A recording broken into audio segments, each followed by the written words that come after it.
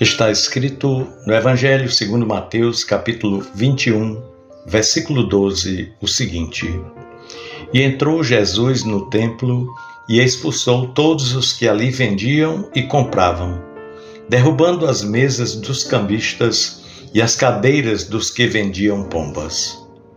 Meu irmão, minha irmã, a segunda-feira da Semana Santa nos leva a um dos momentos mais poderosos e ao mesmo tempo desafiador da vida de Jesus. Após a entrada triunfal em Jerusalém no domingo de Ramos, onde foi aclamado como rei, Jesus agora se dirige ao templo. Ao chegar, ele se depara com uma cena de profunda corrupção espiritual. O templo de Deus, que deveria ser um lugar de oração e comunhão com o Pai, havia se transformado em um mercado. Jesus, com grande indignação, expulsa os cambistas e vendedores, derruba as mesas e as cadeiras e recrimina aqueles que haviam profanado a casa de Deus. O seu ato não foi uma explosão de raiva irracional, não, mas um reflexo do seu zelo pela santidade de Deus.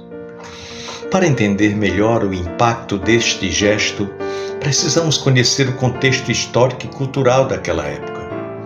O Templo de Jerusalém era o centro espiritual da vida judaica, o lugar onde o povo se reunia para adorar a Deus e oferecer sacrifícios. Durante as festas religiosas como a Páscoa, judeus de várias regiões vinham a Jerusalém para cumprir com suas obrigações espirituais. Muitos não tinham condições de viajar com os animais necessários para os sacrifícios, dada a grande distância, e por isso compravam pombas ou outros animais no próprio templo. Além disso, os cambistas eram necessários para a troca de moedas, pois apenas as moedas do templo eram aceitas para as ofertas. No entanto, o que começou com um serviço necessário tornou-se um comércio corrupto. Os preços dos animais eram exorbitantes e muitas vezes a troca de moedas envolvia fraudes. O que deveria ser um lugar de adoração e reverência a Deus transformou-se em um centro de exploração e ganância.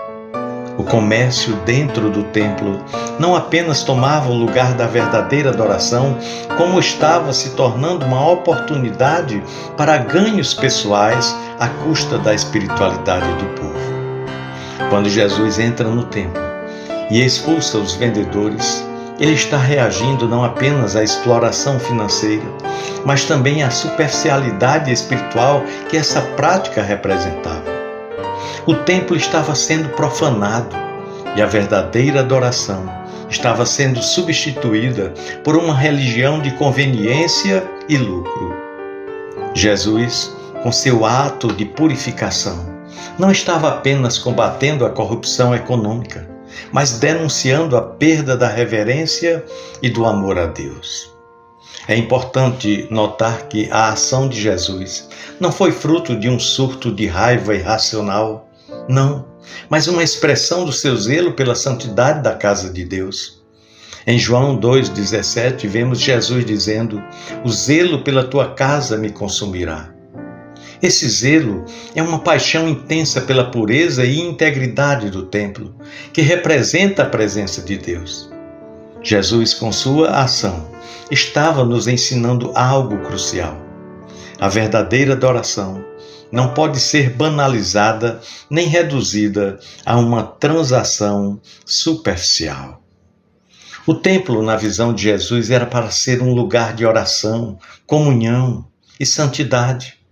Quando ele purifica o templo, ele está nos chamando a examinar as nossas próprias vidas e a refletir sobre como temos tratado o templo de Deus, que no Novo Testamento é o nosso próprio corpo.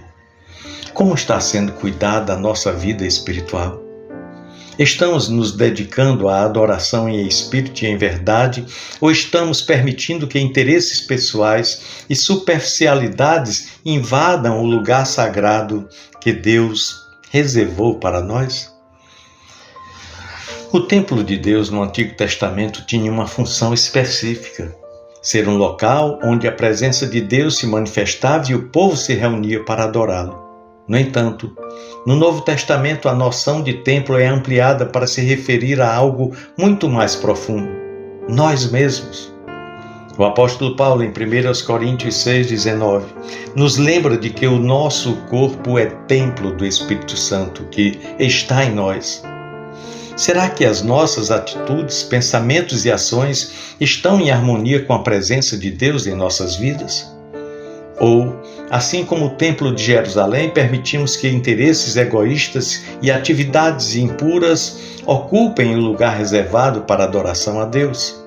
Jesus, ao expulsar os vendedores, nos convida a fazer uma avaliação honesta sobre o que estamos permitindo em nossos corações. Em nossas vidas cotidianas, muitas vezes podemos nos encontrar em uma situação semelhante à do Templo de Jerusalém. Podemos começar a nossa jornada cristã com pureza de coração e um desejo sincero de adorar a Deus. Mas ao longo do tempo, permitimos que a superficialidade e o materialismo e egoísmo entrem em nossos corações. Jesus continua a purificar os templos que somos nós. Portanto, ao abrir o nosso coração para Ele, podemos permitir que Ele remova as impurezas e restaure a nossa verdadeira adoração. Que possamos ser sensíveis à Sua voz e dispostos a permitir que Ele transforme nossas vidas, levando-nos a uma adoração que não é superficial, mas profunda, sincera e fiel. Pensemos nisso, no amor de Cristo. Amém.